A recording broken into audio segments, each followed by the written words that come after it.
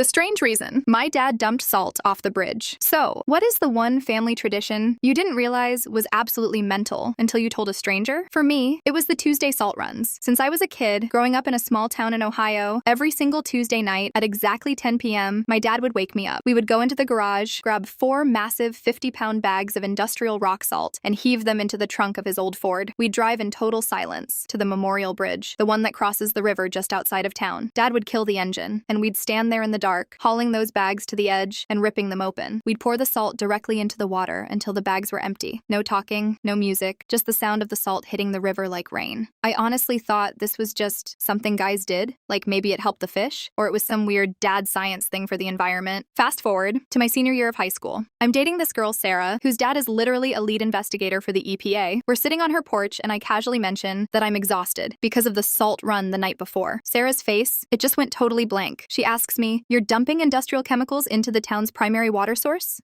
I laughed it off, but the next morning, there were 3 black SUVs parked in our driveway. They thought my dad was a midnight dumper, disposing of toxic waste for some local factory. They took him into the station, and they spent 6 hours testing the riverbed. I was convinced my life was over. I thought my dad was some kind of environmental supervillain, but when the results came back, it was just salt, pure, simple rock salt. That night, my dad finally sat me down.